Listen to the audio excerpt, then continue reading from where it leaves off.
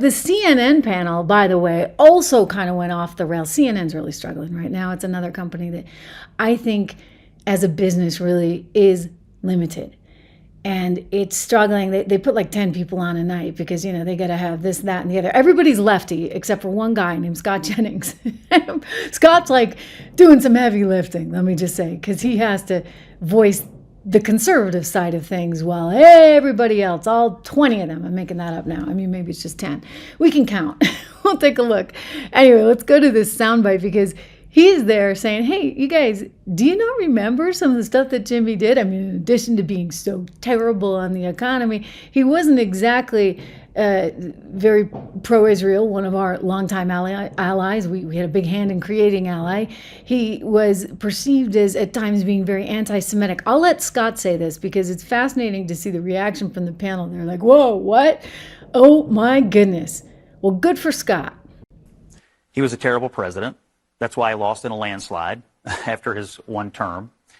And if it's possible, I think he was even a worse ex-president because of his meddling in U.S. foreign policy, because of his saddling up to dictators around the world, because of his vehement views, anti-Israel views, and more than dabbling in anti-Semitism over the years. He often vexed Democrats. Obama didn't even have him speak at his '08 convention. He put Bill Clinton in a terrible foreign policy box on a North Korea nuclear issue.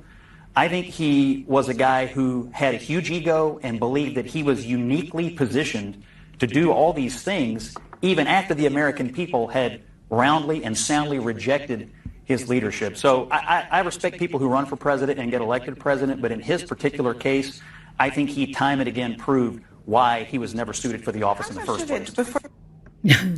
Well, they didn't appreciate that. He's persona non grata, but a valuable resource, really, for CNN that's so struggling right now as they try to seem like they're covering all sides.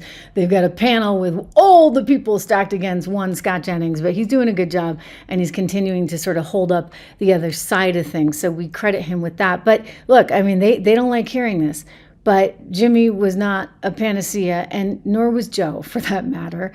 And the similarities are rather striking, and I think they will go down in history together as both being pretty poor at their jobs. Very, very poor. I mean, when you look at the economic struggles that we've had under both, when you look at the struggles with the Middle East we've had under both, not a good scenario. So they can say all they want, okay, he's this, that, and the other, but, you know, the proof is in the numbers, shall we say. Really in the numbers.